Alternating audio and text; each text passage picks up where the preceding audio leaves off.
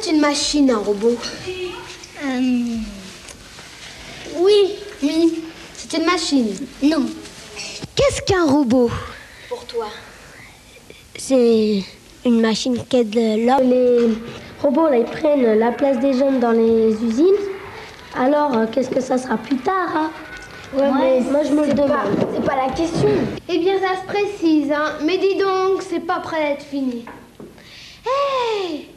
Mais on pourrait prendre l'avis d'un scientifique. Ça, c'est une bonne idée. Mais où le trouver? Dans un laboratoire? Dans une usine?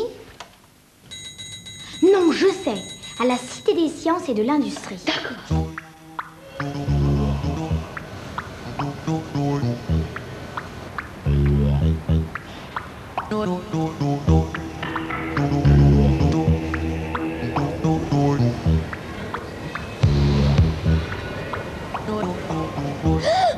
Bonjour.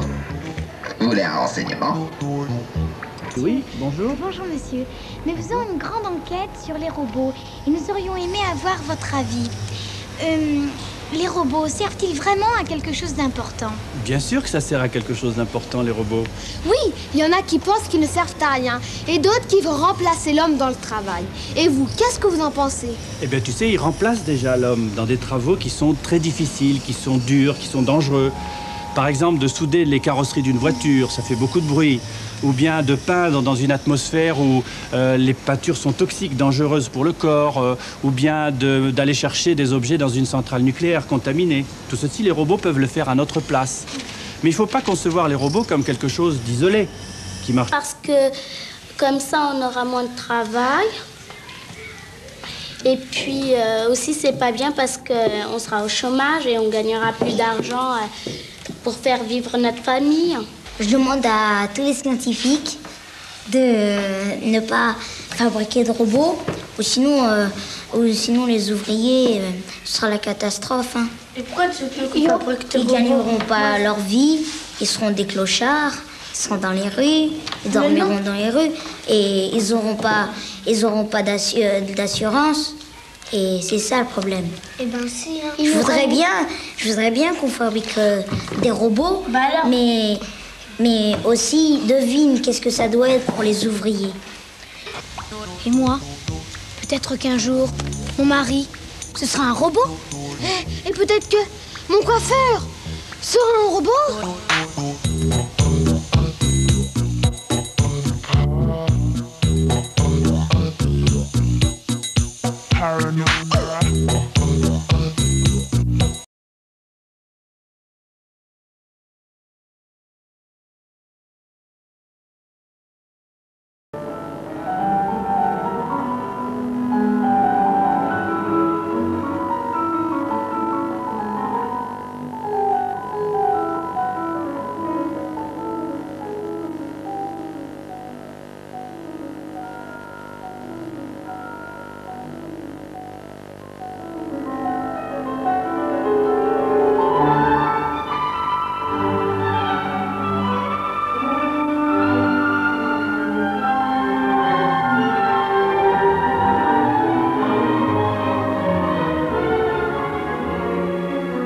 Quel est l'avenir de l'emploi dans un monde de plus en plus informatisé, de plus en plus robotisé?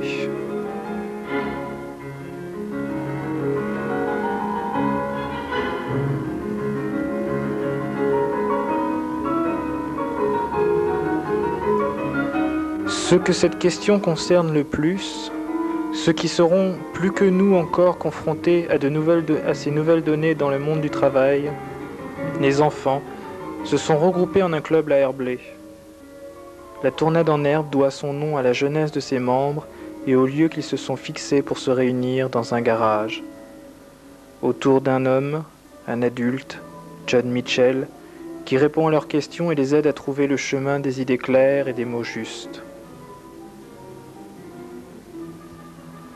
Dans la forêt d'une terminologie couramment usitée par tous, enfants et adultes, mais bien souvent incomprise, cette aide leur permet d'établir une réflexion sur les liens de cause à effet qui se tiennent entre les machines et les hommes.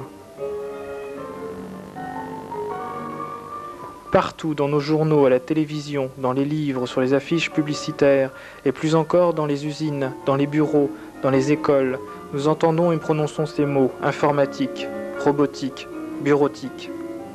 Mais si pour beaucoup l'informatique est un terme général qui recouvre tout ce qui a trait à l'ordinateur, ce n'est là qu'une définition partielle.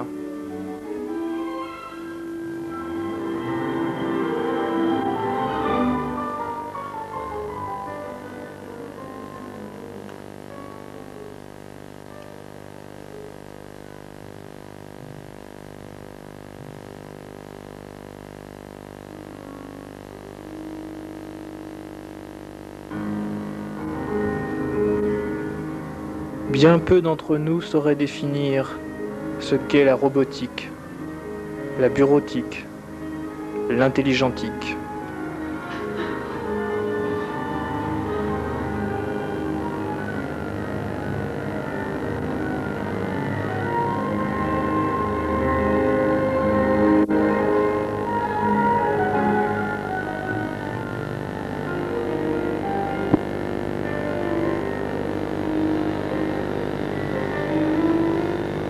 Des robots?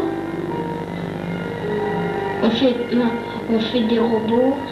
Non, c'est des robots qui font des choses. C'est des robots qui travaillent dans des usines. Voilà. C'est l'ensemble des robots. C'est tout. C'est tous les objets qui se rapportent au robot. Par exemple, des ordinateurs, des robots industriels, des robots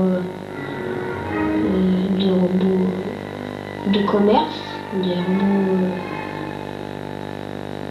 de ménage, enfin plein de robots. C'est tout.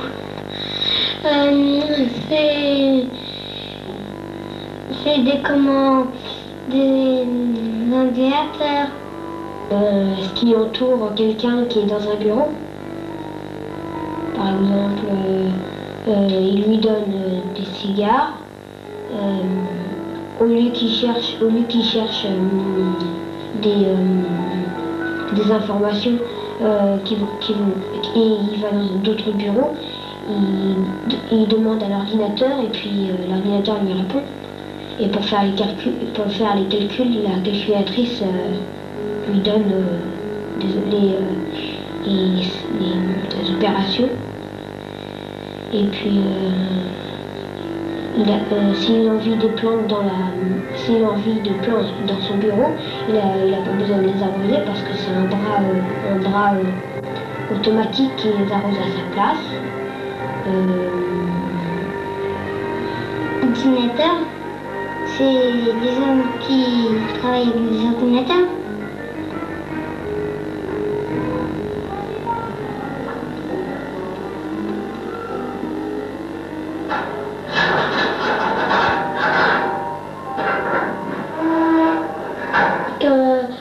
C'est des robots qui sont bien malins, qui savent bien des choses, mais qui construisent, par exemple, comme les calculettes. Non, je sais pas. D'après moi, c'est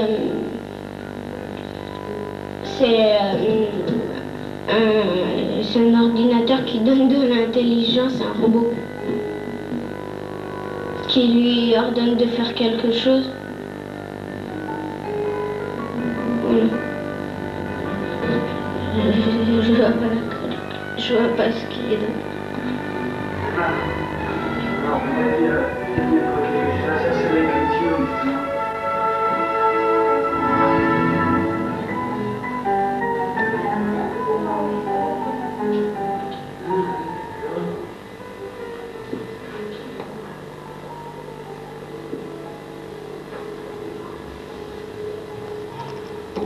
Il y a des expressions que les enfants ont sorties, par exemple, est-ce que c'est possible d'avoir un chien robot?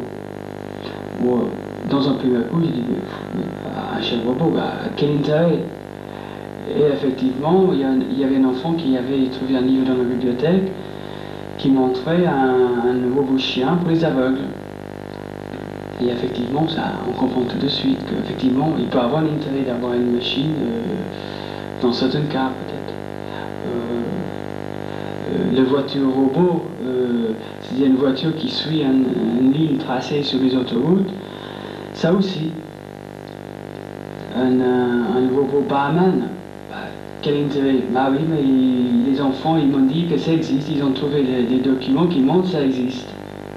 Même si ça semble absurde, moi j'ai pensé aussi, au départ c'était absurde, mais non. Des enfants, ils ont des imaginations, les enfants voient quelque chose et tout de suite, ils font en gros tas qui nous amène à nous de réfléchir quand même, parce que les fois c'est pas aussi idiot comme ça.